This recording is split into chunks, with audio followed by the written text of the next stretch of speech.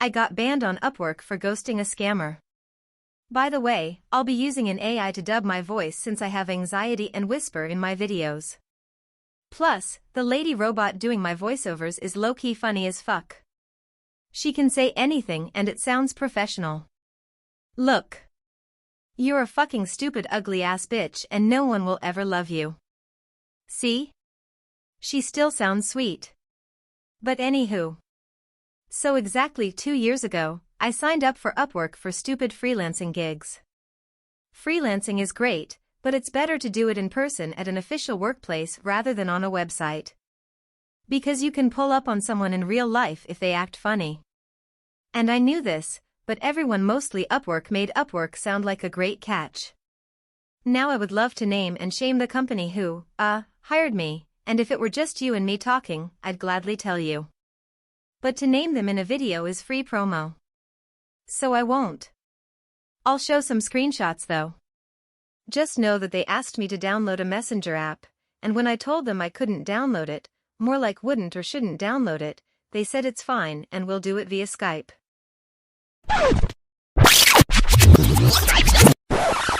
You said. What? But okay. I went with it because I was desperate for money since I had a nervous breakdown dealing with separation anxiety after moving to my first apartment and spending holidays alone across the country from family, and I disappeared from work and fought with everyone who got in my path including property managers and maintenance people, and you name it. So I needed money. LOL. My point is, they know who to scam. It was a proofreading job which anyone can do, but my competition on Upwork includes professional copy editors. So I was side-eyeing them for contacting me. But happy too. I don't know why I thought of this today though. So I dramatically popped my eyes open in bed and ran to my computer thinking, what exactly did I tell these people? It's your guess just as good as mine. Let's see. So here I go, took my ass over to Skype. A smiling white lady is the avatar with a name that sounds like a character from a Jane Austen book. If the bitch is real, she has a lot of explaining to do. But maybe this is how rich white people do things. I watch Lifetime. All the scams start off real weird with a nice smiling bitch. If I was catfished by someone pretending to be her, she still has some explaining to do. Protect your work property, dum-dum. And if she is real, the company is definitely real, then she's just awkward as fuck and probably needs more help than I do. I felt all this all along, but again I was desperate. I'm also the kind of person who touches something that's hot and laugh when I get burned. So I'm all nice like hello. I roll. And then I was like, what does the position entail? Teehee. And she's like, provide the code. I'm like, no, this bitch didn't just ignore my question. But okay. Clearly gaslighting me and acting like I'm the scammer who needs to verify myself. So then she starts typing in a way that sounds like a foreigner trying too hard to come off like they speak perfect English. Using words like kindly and dear and foolishness. But I'm like, maybe they're just trying to sound professional. Even though they're quite lax on the necessary punctuation. But whatever. And here I am giving it my all. I'm such a sad bitch. LOL. I'm just gonna skip by my cringe interview answers. So she proceeds with doing a lot of talking about shit that I don't care about. Literally, I was just waiting for the money talk. Like, okay, how much am I getting paid, heifer? So when she's done typing, even though I don't think she was typing because Skype shows you the pencil moving, and hers was still. So they were probably acting like they were typing, but they're just copy-pasting a professional-sounding script. But when she's done typing, I'm like, okay, what's the software I have to put in my computer and what's the pay? Surprisingly, they answered my question. Wait. No, the fuck they didn't. This bitch just defines what time tracking software is, and swerved the payment question. I know I must have noticed this back then, and was like, this bitch is cracking on my last nerves. But let me be nice. You need the money, ho. And you're too shy for OnlyFans. So then there's more talking and then I actually do the assessment. Which took like 20 minutes, so now they're probably over it because scammers are busy people. And she's like, we'll put this up for careful consideration. Which apparently only takes less than 24 hours. I mean, it's great if people hire quickly. But whatever. And guess what, guys? I got the job.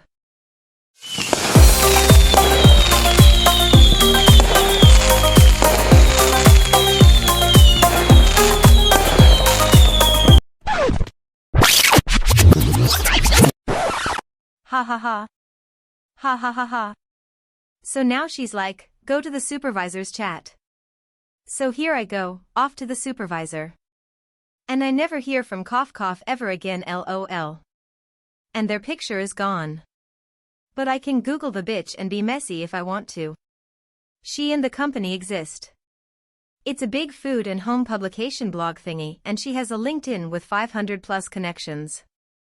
But since I don't think it's actually her, never mind. If it is her, the company is steeped in shoddiness, and no wonder they have 500,000 Instagram followers but regularly only 200 post likes. It's giving such a hard Lifetime movie vibe about the seemingly perfect white lady who's a fraud. And I was about to be the damsel in turn, and it's up to me to take her down. Ain't nobody got time to do all that and not get paid. But anyway. I go to the supervisor chat and they're talking about HR department. A blog with an HR department hiring on Upwork. Got it. And here I am being so nice and sweet and professional. Oh precious, precious me.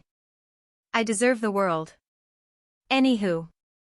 There's more talking, a more condescending tone, a more urgent to the point tone, a total dive into what's less the job role per se, and more so the scam itself, which is, as they say, procuring work equipment. And there's more punctuation errors.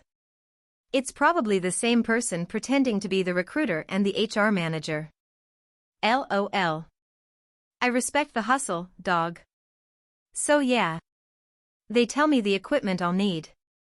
And I'm thinking, I have this equipment already, a basic laptop. Not that I want to use my personal device to run a monitored company system. But the point is, they're inching it along the necessity to have the equipment. They even think they're intimidating me by asking, you understand why we need this, right? And for the first time a necessary question mark is used too, which is for emphasis, I gather. Scammers love to urge. But my slightly dumb and severely desperate and naturally daredevil ass goes along with it, I see. Uh-oh. Let's see what happens next, lol. Boom. They go right into saying I'll be connected to a vendor to get the equipment, simply because I said I understand needing it, lol. This has never happened before. And I've had 20 jobs. No. Really. 20 jobs in 5 years. More about that in another video. But anywho. They ask for my address and...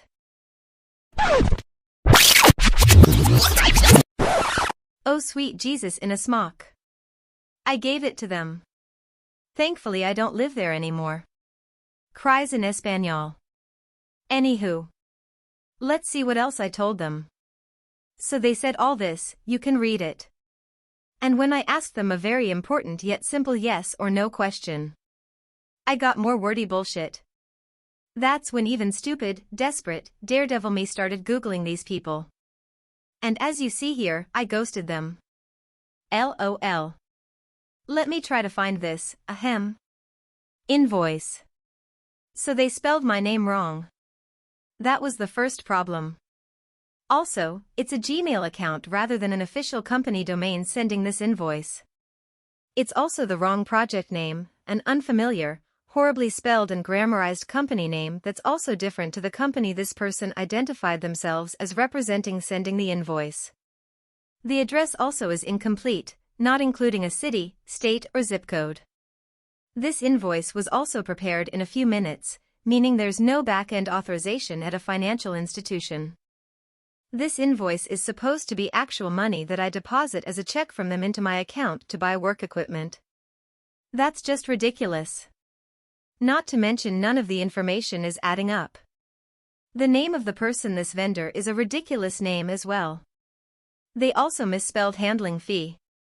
They also just put time tracker as an item to procure. Why would I procure that, and what time tracker would I be procuring? If I had any questions, I'd have to contact this random loser on Gmail through Google Hangouts and what's her face on Skype who disappeared. So after I put the money into my account, I'm not sure what would happen next because I didn't do it. LOL. But I'm assuming I'd never be able to procure any of this tomfoolery and Tim Dickery, and that they'd ask for the money back. And since it's not real money, just a fraudulent check, if I make it out of the bank without being in handcuffs, I'd have to give them 2,000 of my own United States currency. No. So guess what? Then Upwork emails me saying they closed my account because I did not complete a project or something. The only one I ever took was this quote project.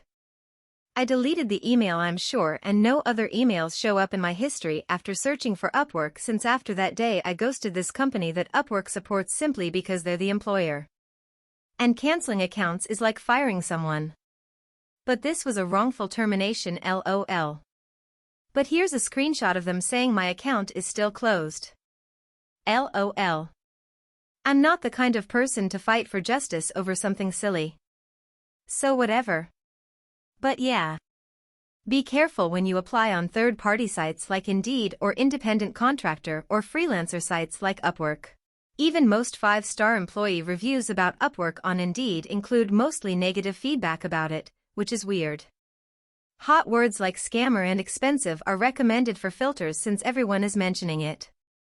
And their most helpful review is 1 star, and this isn't even a disgruntled, but hurt freelancer review, it's an internal first-party employee who hates Upwork to the core with an overwhelming majority agreeing as of today. Bye.